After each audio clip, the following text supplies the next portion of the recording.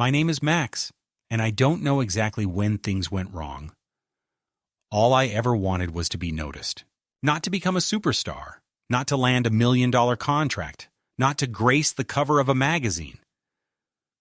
I just wanted someone to leave a like, to say, hey, you're cool, keep it up, or maybe even follow me. In a world where attention is currency and recognition can be earned through a meme, a stunt, or a moment of sincerity, I chose what seemed like the easiest path: filming videos, joining trends, doing challenges, even the absurd ones. I never thought of it as shameful. I was 17, living in a dull suburb where each day was a copy of the last, and my attempts to become somebody online were the only way I could escape the gray monotony, where even school lunches were scheduled a year in advance. It all started with TikTok. I made a video where I danced on the roof of a garage in the rain to a song that was trending at the time. It got 24 likes. For some people, that's nothing. But to me, it was real attention. Someone even commented, "You're an idiot, but a funny one." I remembered that comment better than any grade I'd ever received. At the time, I had no idea that sometimes you pay for likes with parts of yourself. I didn't know that attention could be poisonous, and that fame was a deceptive illusion behind which the most cynical players hide. At my school, there was a trio everyone knew, not because they were especially smart or kind, but because they had a YouTube channel with over 1 million subscribers: Danya, Vika, and Gleb. They made pranks, reviews, tested weird food, and even got teachers to participate in embarrassing challenges. Their energy was infectious, their charisma undeniable, and their popularity absolute. Even the school principal pretended not to mind them filming in the hallways, just to avoid conflict. Vika was the face of the channel, bright, beautiful, with perfect speech and a strange kind of charm that made most of the boys lose their breath. Danya was the brain, editor, writer, a charismatic manipulator who knew how to sell any story to the audience. And Gleb? Gleb was the quiet cameraman who rarely spoke, but seemed to see more than anyone else. When they first spoke to me, I thought it was a joke. Me, the same Max who couldn't even get 100 followers, being invited to join them? It felt like winning a ticket to another life. "You're funny," Vika said, laughing. "You've got your own style. You're not afraid to look silly. That's cool." I blushed, didn't know what to say, and just nodded. Danya added, "We need a new face, something fresh. Let's try working together. Maybe you'll like it." I didn't realize that behind those words was a calculation, and that "let's try" really meant "let's use you." The first video I appeared in came out a week later. They invited me to a ridiculous challenge. Who could stay in a freezer with ice cream and salt for the longest? It was stupid, weird, but we laughed, screamed, and acted like it was all fun. The video got 100,000 views in 3 days. The comments were divided. "Max is crazy, but kind of funny, and what an idiot. Let's see what he does next." I couldn't tell if they were insulting or praising me, but the attention was addictive. Vika encouraged me. "You're part of the team now. If you want, we'll give you your own segment." With each new video, the stakes got higher. They had me eat bizarre things, staged traps, filmed fake pranks where paint accidentally fell on me, or I fainted from shock. Laughter, likes, comments, thumbnails, with my face frozen in dumb expressions. I started realizing I was becoming a meme, but a part of me still hoped it was just temporary. That one day I'd show them I was smart, interesting, that I could speak seriously. I was wrong. One day I offered them an idea for a video. A documentary about how teens feel pressure from social media. Danya laughed and said, "You? A documentary? No, bro. You're the clown. Be who you already are." His words hit me like cold water, but I still clung to the hope that they'd change. Gleb gave me a strange look that day, like he wanted to say something, but didn't. The breaking point came when they suggested a radical experiment to supposedly make me live on the streets for a day without money or a phone to see how a modern teenager would cope without tech. In reality, they left me alone in an industrial zone, filming from afar as I struggled to find food, a place to sleep, and begged strangers for help. It wasn't just humiliating. It was dangerous. I froze, had a panic attack. When they finally found me and took me back, Vika joked, "Now we've got the teaser clip. Teenager in real danger." That night, I realized I wasn't just being used. I was being erased. They were stripping away my identity, turning me into a walking stereotype. I tried to talk to them. I said I didn't want to do this anymore, that it wasn't funny. Danya smirked. "You think anyone's going to watch you without us? You're our character, Max. Don't like it? We'll find another." I left that night feeling like someone had ripped me out of my own dream and thrown me under the bus. The next few days, I didn't go to school. My feed was flooded with memes of my face, screenshots, clips, GIFs, me yelling, falling, making a fool of myself. I couldn't leave the house. I lied to my parents and told them I was just tired. They never took my online stuff seriously anyway. They thought it was just a phase. And I, sitting in the dark, realized for the first time what it meant to be an object, not a person. But something inside me wouldn't let me give up. Maybe because I felt that if I stayed silent now, they'd just do it to someone else. Maybe because I wanted to prove to myself that I wasn't just a joke. I was a person, and I had one last card left: the truth. And so I opened my laptop. I started collecting fragments. Old messages, script drafts, screenshots where they talked about how to make me even dumber for more virality. I found recordings that had accidentally been saved, where Vika and Danya discussed how to edit clips so the audience would feel sorry for him, but still laugh. I watched those pieces come together, and I felt colder with each passing moment. Every clip felt like a revelation, as if I was finally learning to see the world where I'd just been a pawn. I decided I would tell everything, not for revenge, not for likes, for myself, to get my voice back.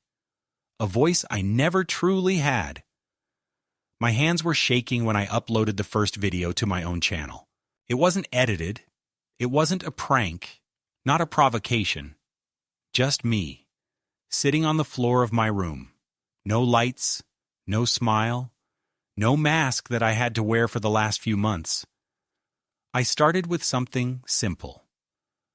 "Hi, my name is Max, and maybe you know me, but not the real me."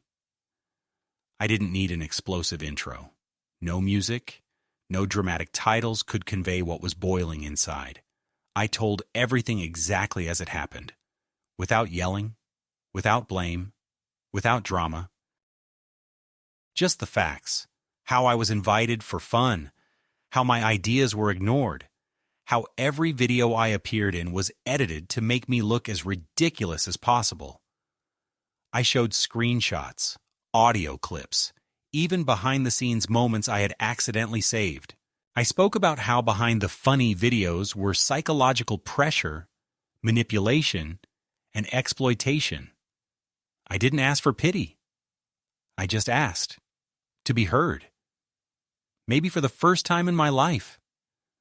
When I hit publish, I felt nothing. No fear, no relief, no hope.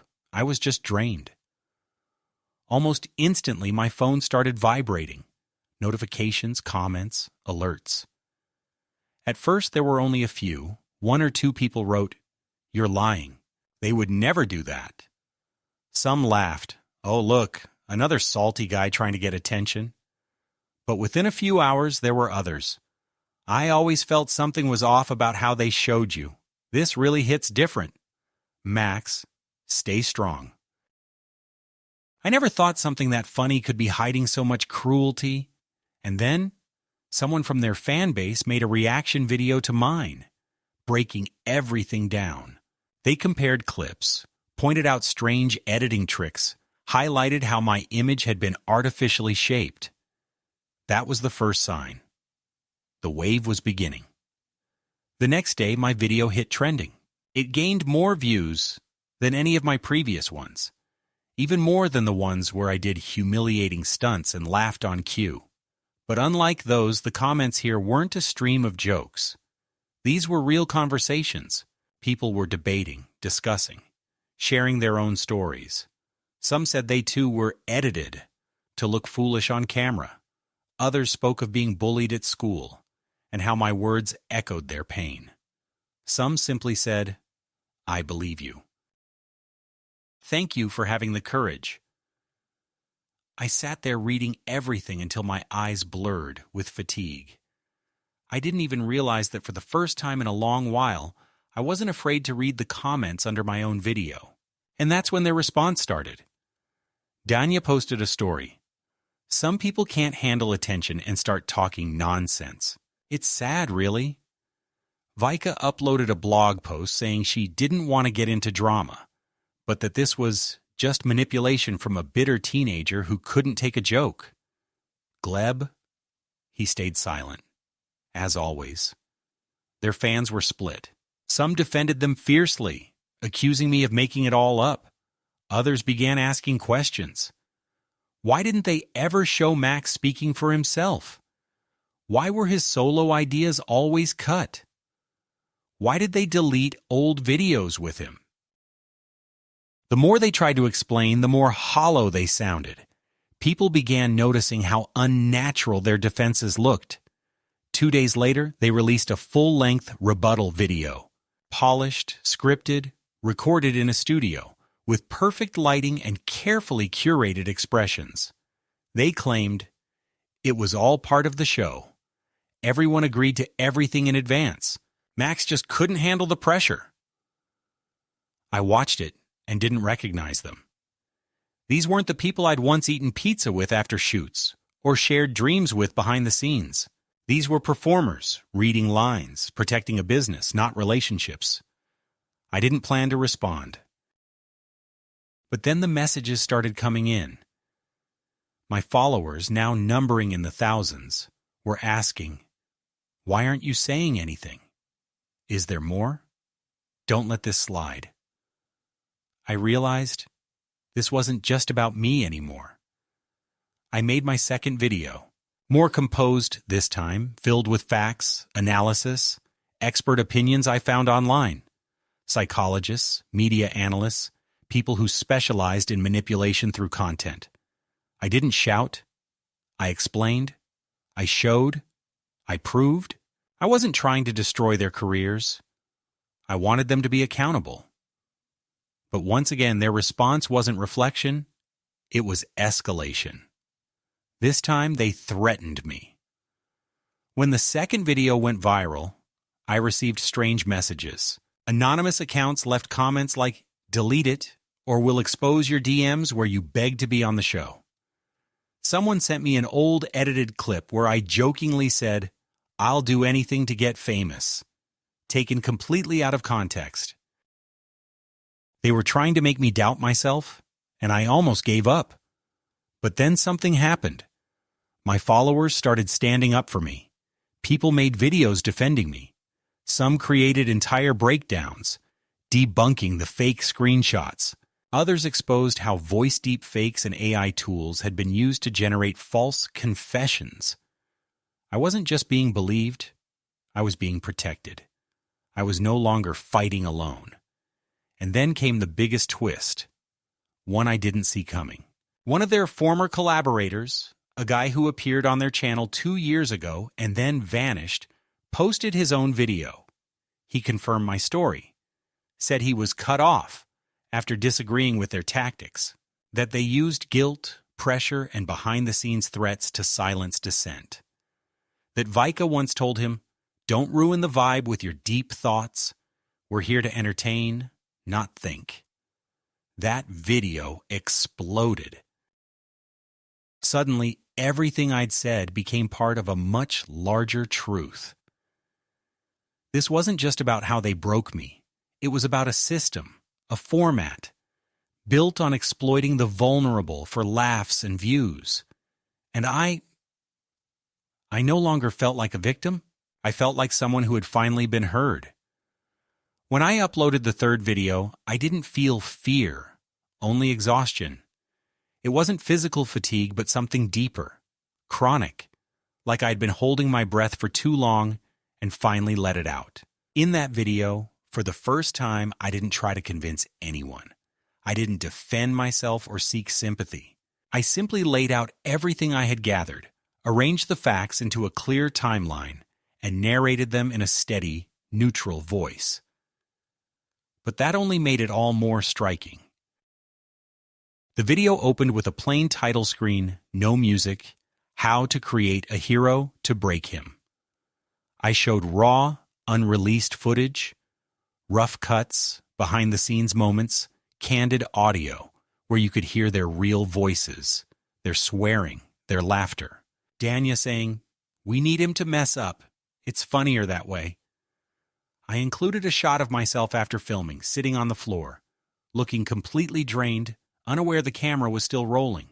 I played an audio clip of Vika laughing on the phone, saying, "Max doesn't even realize how we're using him. It's pure gold." Even though the audio quality was rough, the message was clear. What I went through wasn't just accidental. It was a strategy. I spoke without emotion because that calmness had become my sharpest weapon. When they tried to paint me as hysterical or mentally unstable, my quiet voice sounded louder than their shouting. This video was different from the others because I wasn't just talking about myself anymore.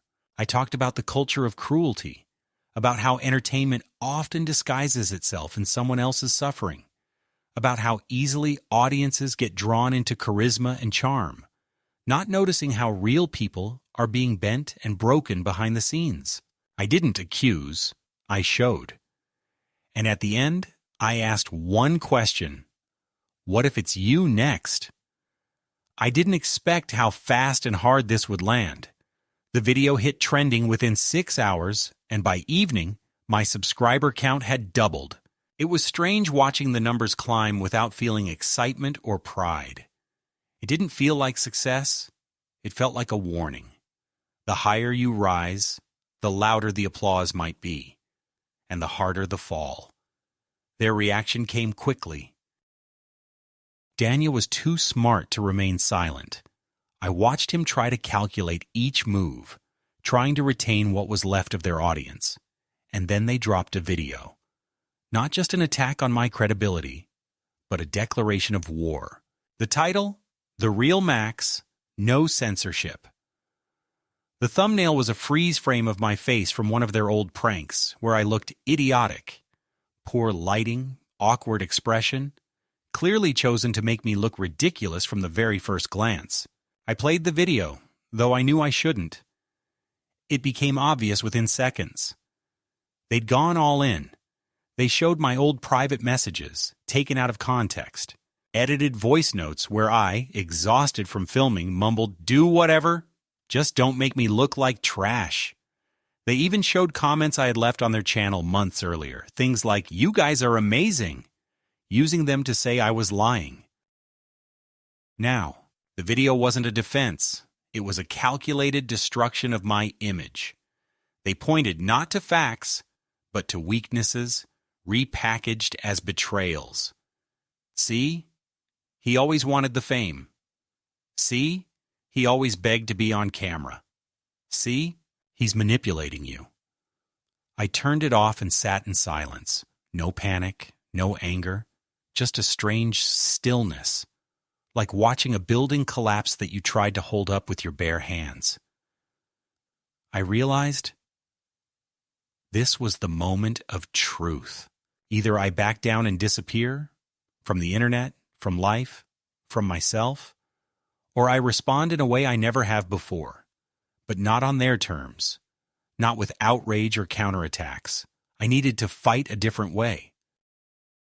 So I opened an old notebook, a journal I hadn't touched since childhood, and started to write. Not a rebuttal, not a script, just a letter. I began from the very start, from the moment I first realized I wanted to be noticed. I described standing at the blackboard in elementary school, hands shaking, just hoping not to mess up, reciting a poem in 5th grade better than anyone, only to be mocked because my voice trembled, trying to make friends in every group that didn't want me. I described the nights I spent alone with just the glow of the screen, my only comfort.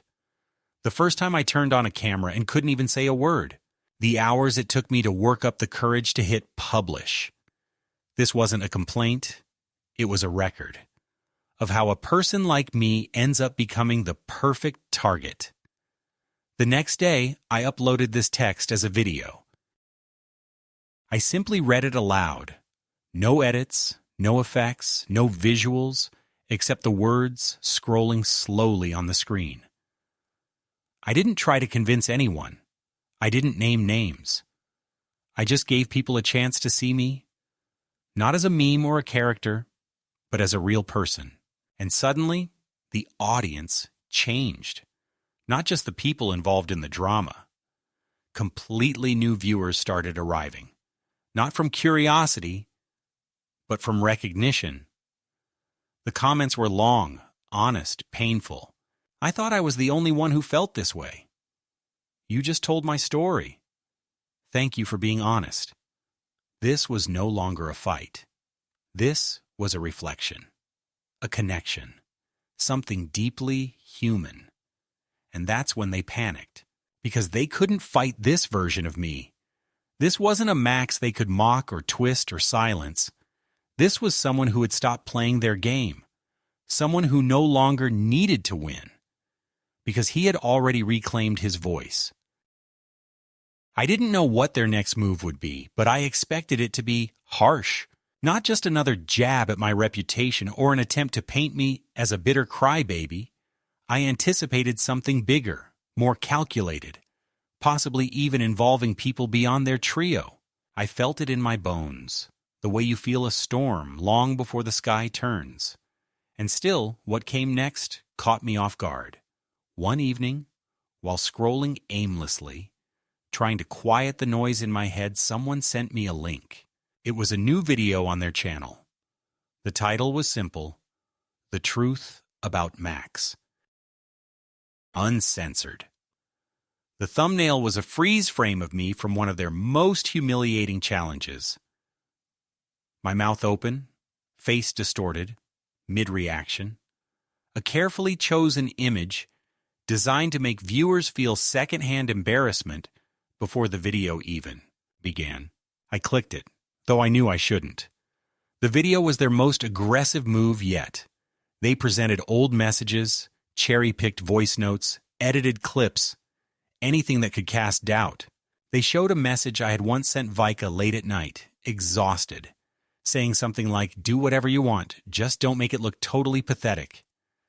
They painted this as proof that I knew everything was fake and agreed to the humiliation. They showed public comments I'd left on their older videos, saying how much I appreciated the opportunity, using it to argue that I had loved the attention all along.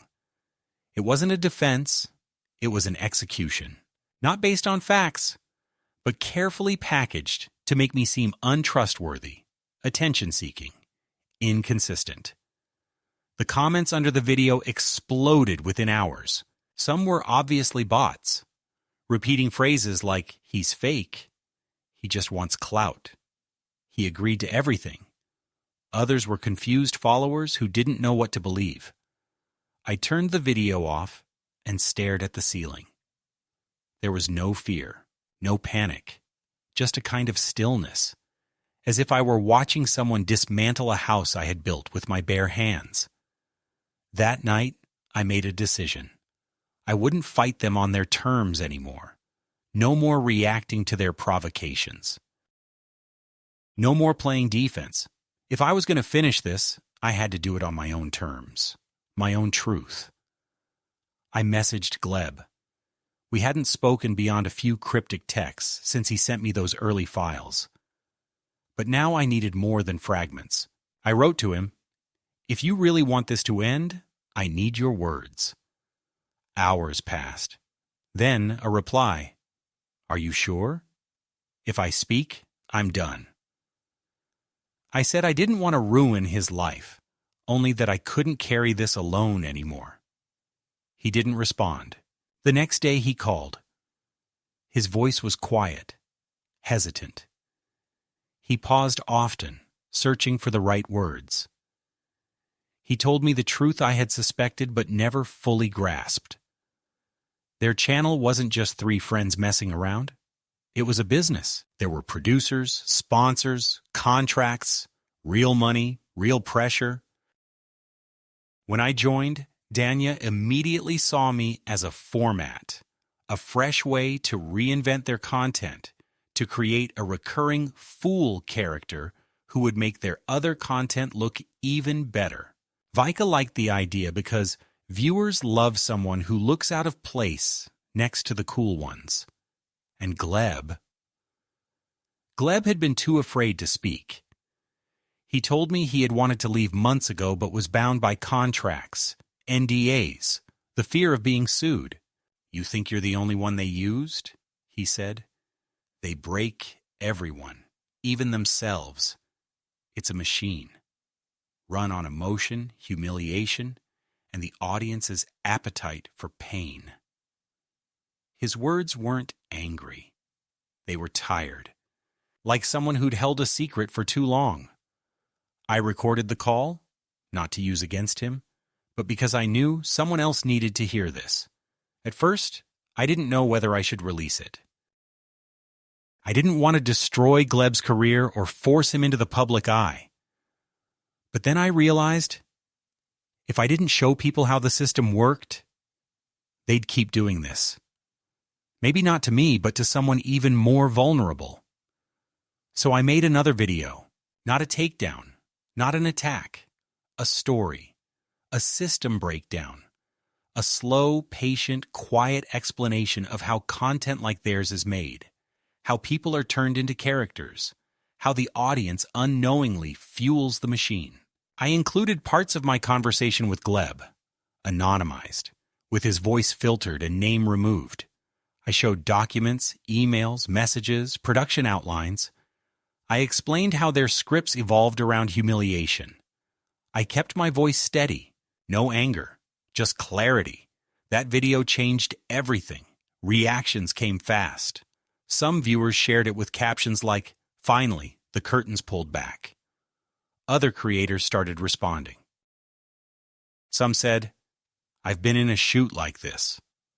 Others said, "This happened to my friend." People began connecting dots, and the trio, they panicked. Vika released a video crying, saying, "Max is ruining our lives." Danya, on the other hand, took the offensive. He started using legal threats, public statements about defamation, claiming they'd sue me for everything. But this time, the public didn't buy it. Comments flooded in. "Why are you threatening someone if you've done nothing wrong?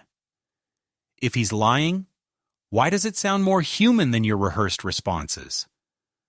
Then, the real pressure started. Someone left a note at my door. "Stop, before it's too late." I got calls from unknown numbers, messages sent to my parents. "Your son is destroying people's careers." It was no longer just about followers and videos.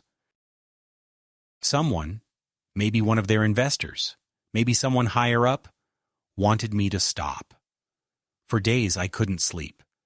I paced my room, thinking, should I stop? Should I delete everything? Should I disappear? And then I remembered every message I got from strangers. "Thank you for saying what I couldn't. You made me feel seen. You told my story." I realized this wasn't about whether I'd win. It was about not walking away I contacted 2 independent journalists who had been following the story. I handed over everything, not for clout, not for revenge, for documentation. I told them, investigate, and they did. A week later, the first article dropped. It wasn't on my side. It was neutral, factual, thorough. But it confirmed everything. The scripting, the contracts, the manipulation, the threats. Suddenly, my story wasn't drama. It was a case. Danya tried to recover. He did a podcast interview. He looked tired, annoyed, impatient. He kept dodging questions. The audience didn't like it. The comments were brutal. He's not even trying to lie well anymore. He doesn't get that the world's changed. And for the first time, I felt something new. Not victory, not triumph, but silence. And in that silence, peace. Because this wasn't just a fight anymore. It was a shift. And somewhere in the middle of that quiet, I understood. The last move would be theirs. But I was ready. When it was all over, there was no relief, no rush of emotion, no feeling of triumph or victory. Only silence. Thick, dense, stretching out like fog. The kind that settles when you stop running and just stand still, trying to understand where to go next. I walked out of the courtroom without looking back, and for the first time in all these months, I felt how silence could sound louder than all the shouting, accusations, likes, dislikes, comments, and exposés. Inside me, there was no anger, no joy, no fear. There was something else. Clarity. Fragile, but real. It felt like I had been stumbling across a frozen lake, unsure whether each step would hold, and now I had finally reached solid ground. I understood that this story would stay with me forever, like a scar. Not one that hurts, but one that can never be erased. I knew that many people would remember me not as the guy who danced on rooftops for attention, but as the one who stood up, who became the face of someone else's pain, who spoke when it was easier to stay silent. But I also knew this wasn't my identity, not my curse or my crown. This was a path I walked through, painfully, completely, and I came out the other side. A few days later, I opened my laptop just to sit in the quiet. For once, there was no pressure. I didn't feel like I had to say anything. No one was breathing down my neck. I wasn't trying to protect myself or prove a point. For the first time, I had complete freedom. And that freedom was terrifying. Because when fear is gone, what's left is a strange emptiness, a space you have to fill with something else. I thought for a long time about whether to keep the channel. Should I keep posting? Should I keep talking? I was scared that if I turned the camera back on, it would all come back. The scrutiny, the expectations, the endless analyzing of every word and breath. But then I realized I didn't have to go back. I could start from a different place. Not for the audience, for myself. I recorded a short video, no intro, no editing. I sat at my desk and said, "This was a journey, and it's over, but something new begins." I didn't explain what. I didn't lay out a plan. I just wanted to let everyone who had walked with me know. I wasn't disappearing. But I also wasn't clinging to the past. I was letting it go. Not in denial, but with respect. Like something that shaped me, but no longer defined me. And people understood. The comments were softer now, calmer. No more fire or fight. Just support. People wrote, "You gave us a lot. Now go live." Someone even wrote, "You don't have to be a hero anymore. You can just be you." Weeks passed. The channel got quieter. I stopped making exposés. I stopped replying to bait. I began sharing other things, quiet thoughts, short stories, observations, no drama, no numbers, just honesty. Some videos barely got seen. Some caught attention. But I stopped checking stats because I knew, even if it all disappeared tomorrow, I'd still be here, whole. As for them, Vika, Danya, and Gleb, their story lingered for a while. Some people defended them. Others hated them. Most just moved on. Their channel faded. Subscribers left. Sponsors cut ties. Videos were removed. Vika started a personal blog about mental health. Danya vanished for a while, then tried to return in a softer tone. Gleb, he simply disappeared, and I didn't judge. I didn't seek revenge, because we all paid a price. Some lost their voice. Some lost their image. Some lost themselves. And no one came out unchanged. One evening I got an email from an anonymous address. It only said 2 lines. I was part of it too. I'm sorry. I hope you're really living now. No name, no signature. I didn't reply. I didn't need to. I closed the laptop, walked outside, and kept walking. The city breathed around me like nothing had ever happened. People laughed, argued, rushed to their lives. The world kept turning, and I was a part of it again. Not as a symbol, not as a target, not as a character, just as someone who made it through. Maybe that's what this story taught me most. The truth isn't something you win. It's something you survive, something you carry. And if you live through it fully, without shortcuts, without edits, without filters, you're not the same afterward. And that's the real ending.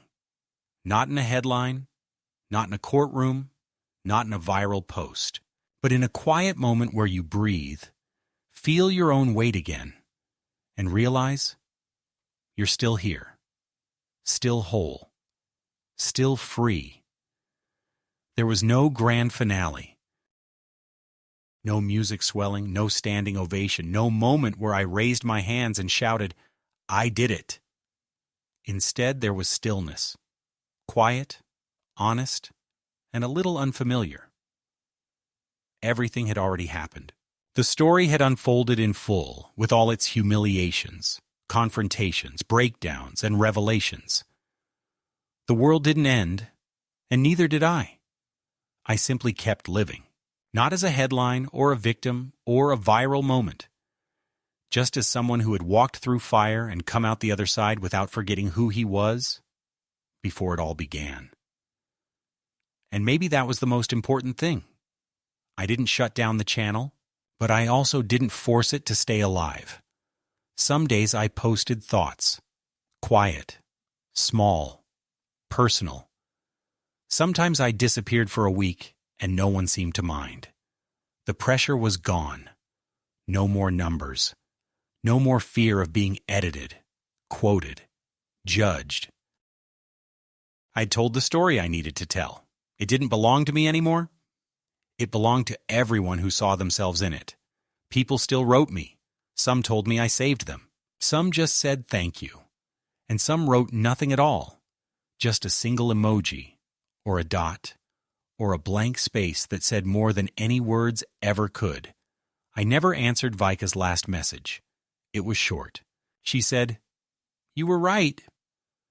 I read it and let it sit there, unread in my mind, like a closed book I didn't need to reopen. I didn't hate her. I didn't hate Danya. I didn't even hate the system that made them believe they had to be that way. I just didn't want to live inside that structure anymore.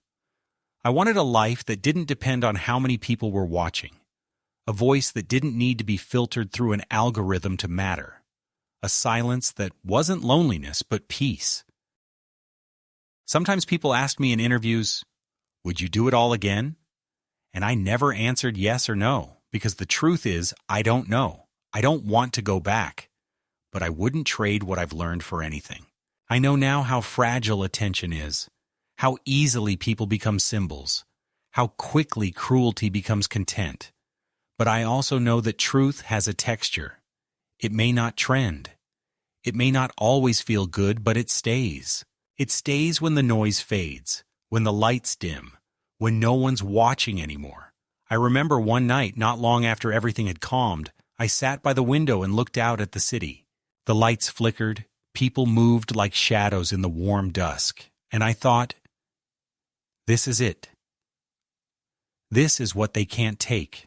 Not my words, not my face, but this feeling that I am here, that I am still me, that I have nothing left to prove. I smiled, not for the camera, not for the audience, not for validation, just because I could.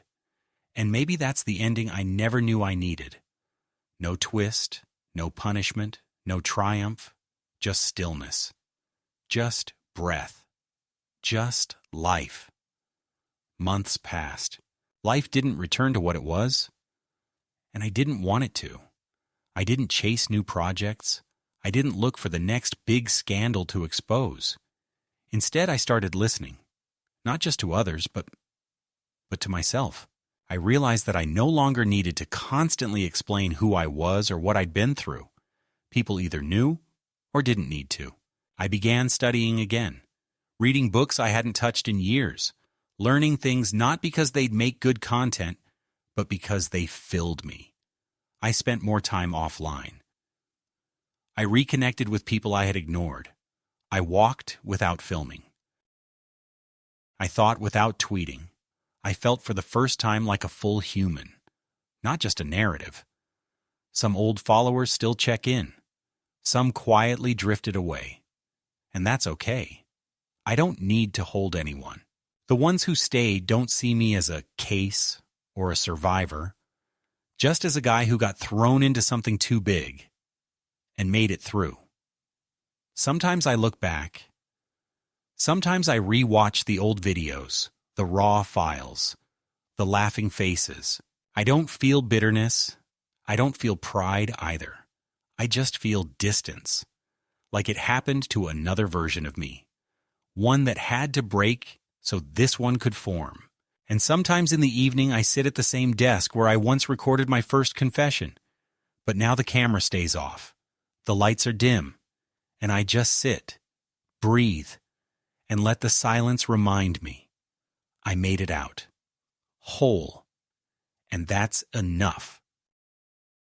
Sometimes, when the noise is gone and the silence feels heavier than it should, I wonder if healing ever really ends, or if it just changes form.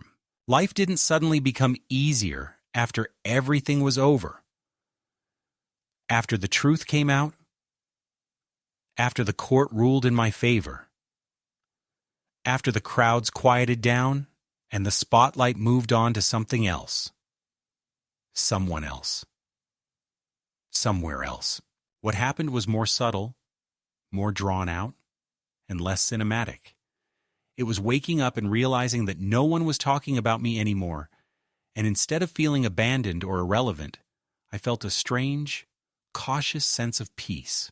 It was walking down the street without checking my reflection in every shop window, without rehearsing how I'd react if someone recognized me, without wondering how I looked from the outside. That was the real shift, not in how others saw me, but in how I stopped needing to be seen. At first, I didn't know what to do with the silence. My days used to be filled with alerts, comments, messages, threats, applause, hatred, sympathy, interviews, arguments, explanations. Then it all stopped. I didn't post anything for a while, and for the first time, no one asked why. No pressure, no outrage, no speculation, just stillness. I thought I would be afraid of it, that the quiet would feel like being forgotten. But it didn't. It felt like breathing underwater after realizing you could swim. I began to notice things I hadn't before. How light moved across my room during the day, how different my footsteps sounded on different streets, how many people walk around carrying invisible weight in their eyes. I started listening more. Not just to people, but to the world and to myself. I spent weeks unlearning things I never realized I'd memorized. How to posture myself in front of a camera. How to speak with enough punch to land on a For You page.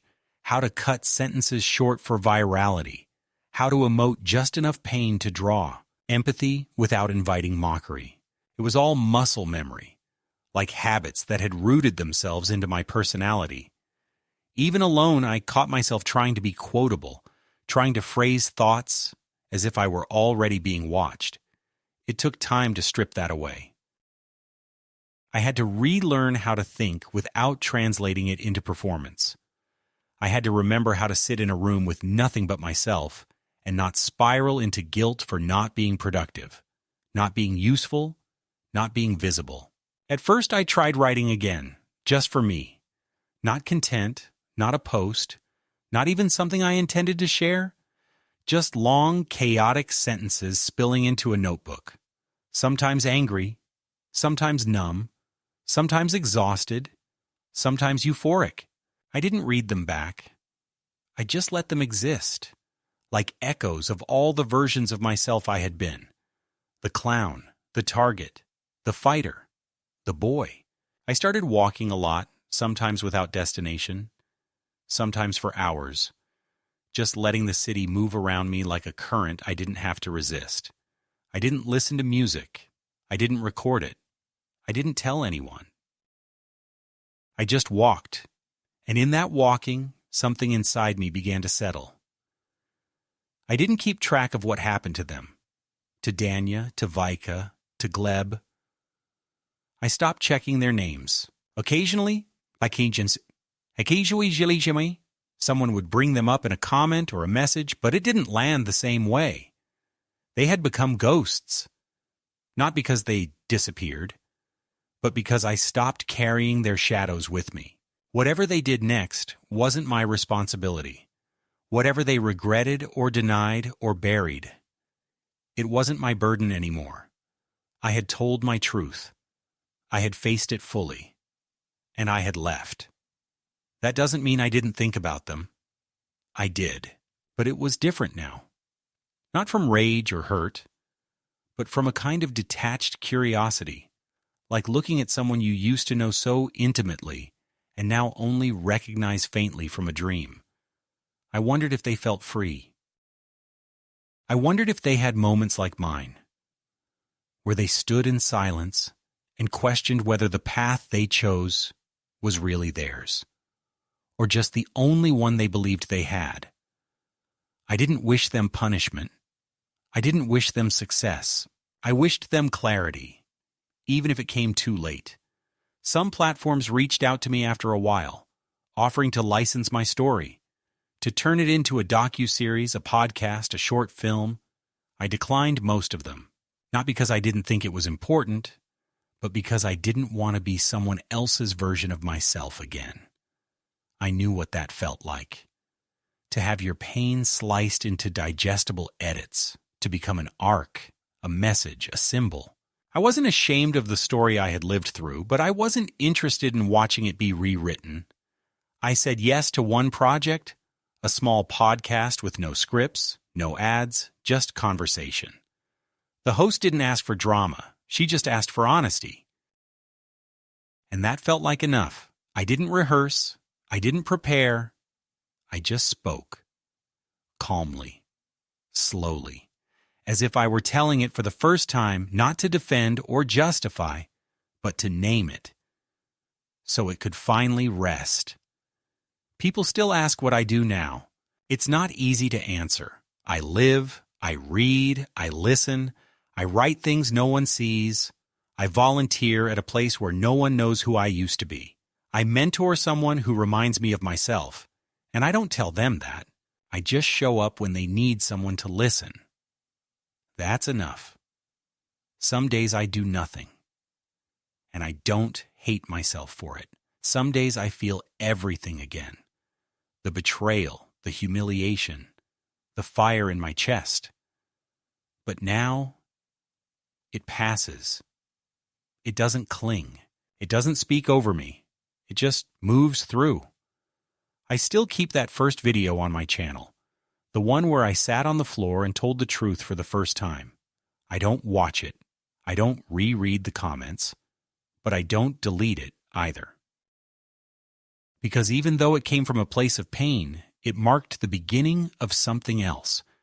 Not a comeback, not revenge, but reclamation of my voice, my name, myself. When people ask me what the hardest part was, I don't say the court or the threats or the breakdowns. I say, believing I was allowed to exist without being edited. That I didn't have to be likable to be real. That being enough didn't require applause. That healing wasn't linear, wasn't cinematic, wasn't viral, but was worth it anyway. I still dream sometimes about those first shoots, about the rooftop, about the moment I realized I had become the joke. But now when I wake up, I don't reach for my phone. I just lie there, breathing, feeling the weight of my own body, still here, still intact. And in that stillness, I remember what I once thought was weakness. Silence, stillness, slowness. I now know it was strength all along, and it's mine. There comes a time, not marked by dates or headlines, but by a feeling. When something inside you stops being afraid of the past and starts asking what comes next. It was subtle, slow, and unexpected. One morning I woke up and didn't feel heavy. That might sound small, almost meaningless, but for someone who had grown used to waking up with a pressure in his chest, the kind that makes you hesitate to even open your eyes, it meant everything. I didn't feel the need to check anything. No inbox, no trends, no analytics. I just lay still, listening to the quiet hum of life outside my window, and realized that I wasn't bracing for anything. No threat, no scandal, no wave of noise crashing in. I was just here, present. And that was when I knew I could speak again. Not because I had to, not because anyone demanded it, but because something inside me wanted to. For real, without strategy, without expectation. I had spent so long navigating through noise that silence had become sacred. But now, the silence no longer needed to be protected. It could be shared, gently, on my terms. I didn't plan it. I didn't announce it. I just filmed. A single frame. My face, no background music, no text, just me. And I said, hey, I'm still here. That was it. No monologue, no editing, just that. I uploaded it and walked away from the screen. I didn't wait for reactions. I didn't care about the algorithm. I just put something of myself into the world without fear of how it would be received. And to my surprise, it was received with quiet. Not with a bang, not with backlash, but with reflection. People commented things like, "This felt like a deep breath, and we missed you, but we're glad you took your time." That was when I knew the audience had changed too. Or maybe they had always been capable of this, but I had only ever shown them the version of me I thought they wanted. So I began again, not as a creator, not as a survivor, not as a symbol, but as someone who simply wanted to speak with no mask. I didn't tell stories about what had happened. That chapter was closed. Instead, I shared observations, things I noticed on long walks, strangers' conversations that stayed with me, old poems that meant more to me now than they did when I first read them, thoughts about regret, memory, softness, masculinity, honesty, and the texture of a day when you don't owe anything to anyone. The content didn't go viral. And that was the point. It was slow, intimate, a corner of the internet that didn't demand performance. And still, something interesting began to happen. People came, quietly, gently, not in floods, but in steady steps. They didn't come to witness drama or pain. They came for space, and they found it. The comment sections turned into conversations, not debates. People responded to each other with care, not correction. It felt like we were building something, not consuming it. I wasn't leading. I was participating. And in that, I found something I had never truly known before: community. It was different from audience. An audience watches. A community listens. It doesn't clap on cue. It doesn't click because it's told to. It breathes with you, challenges you, holds you when you're quiet, and doesn't walk away when there's nothing new to give. For the first time, I didn't feel like I had to feed the platform. I wasn't pushing content. I was living out loud, softly, honestly, humanly. And with that shift came other changes. I started teaching workshops. Small ones, offline at first. A friend asked if I'd help run a storytelling group for teenagers who had been through trauma or bullying. I hesitated.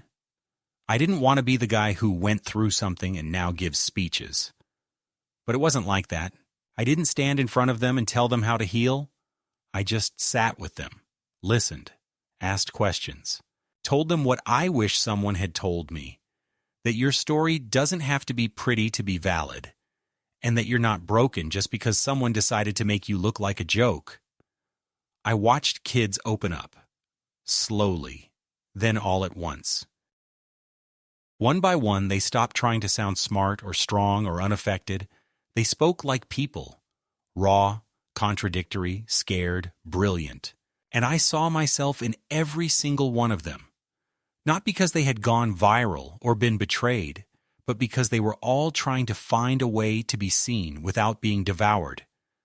And that, I realized, was what all of us are trying to do. Some days I still feel the echo of everything that happened. A certain song, a smell, the flash of a headline. And I'm right back in it. But it doesn't drown me now. I've built something stronger than memory. Perspective. Not forgetting. Not rewriting, but understanding. That's what makes me free. Not the platform, not the redemption, but the choice, every day, to live without letting the worst moments define the rest of me. I walk differently now. I speak with more pauses. I laugh when I feel it, not when it's expected. I've learned to be boring, to have days that don't turn into stories, to sit in silence without trying to extract meaning from every second. And I've learned to be gentle with myself and with others, because you never know what someone has survived just to sit across from you breathing. They still ask sometimes, will you ever go back to making real content? And I smile, because this, the silence, the softness, the steady breath, is the most real thing I've ever made. Maybe it doesn't get clicks. Maybe it's not trending, but it's mine.